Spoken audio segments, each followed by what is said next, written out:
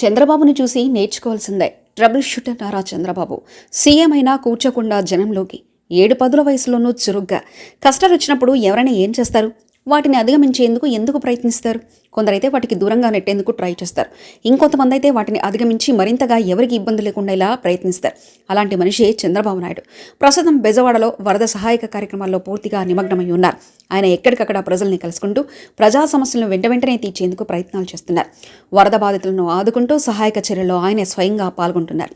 7-10 వయసులోనూ ఎక్కడా ఇబ్బందికర పరిస్థితులకు తలంచకుండా, అలుపు లేకుండా కుర్రాడిలా కొన్ని మిషన్లెక్కుతూ, క్రేన్లెక్కుతూ, పడవలెక్కుతూ ఎక్కడికక్కడ ఆయన తన సేవ దృక్పథాన్ని చూపిస్తున్నారు. అవును, ఇది నిజం. 7-10 వయసు దాటిన ముఖ్యమంత్రి చంద్రబాబు నాయుడు ప్రజల్లోకి వెళ్లేందుకు ఏమాత్రం జంకరు. జనాలు కష్టాల్లో ఉంటే చాలు ఆయన రేయింబవళ్లు పనిచేస్తారు. ఆయనకు తెలిసిన క్రైసిస్ మేనేజ్మెంట్ మరెవరికి తెలియదు. ముఖ్యమంత్రి అంటే క్యాంపు కార్యాలయానికే పరిమితమైతే సరిపోదు, జనాల్లోకి వెళ్ళాలి. వారికి అందుతున్న సౌకర్యాలను స్వయంగా అడిగి తెలుసుకుంటున్నారు. అధికారులు కూడా అలర్ట్ అవుతున్నారు. ఉన్నత స్థాయి అధికారుల నుంచి కింది స్థాయి సిబ్బంది వరకు క్షేత్రస్థాయిలో ప్రజలకు అవసరమైన సహాయక సహకారాలు అందించేందుకు ఎక్కువ శ్రమిస్తారు. ముఖ్యమంత్రిగా చంద్రబాబులో ఉన్న గుడ్ క్వాలిటీ అదే. కష్టం ఏమిటో ఆయనకు తెలుసు. విజయవాడ వరద నీటిలో మునిగిపోయి ఉంటే నిన్న సాయంత్రం నుంచి అక్కడే మకాం వేశారు. చివరకు మంత్రులు కూడా ఆ పక్కకు రాలేదు. ఎమ్మెల్యేలు కూడా దరిదాపుల్లోకి చేరలేదు. కానీ చంద్రబాబు మాత్రం సింగ్ నగర్లో 3 సార్లు పర్యటించారు.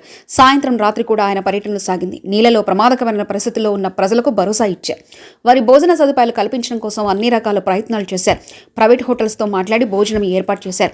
అక్షయ పాత్ర నుంచి భోజనం, మంచినీటి బాటిల్స్ తెప్పించి వారి చెంతనే పంపిణీ చేయించారు. ఒకవైపు అధికారులతో సమీక్షిస్తూనే మరోవైపు కేంద్రంతో మాట్లాడి మరోబోట్లతో పాటు హెలికాప్టర్లను తెప్పించడంలో చంద్రబాబు సక్సెస్ అయ్యారు. అధికారులతో సమన్వయం చేసుకుంటూ ఇటు మంత్రులను, ఎమ్మెల్యేలను వార్డుల వారీగా బాధ్యతలు చేస్తూ ఇటు పాలనామాన చర్యలు తీసుకున్నారు. ఆస్తి నష్టాన్ని ఎటు నివారించలేమని తెలుసు.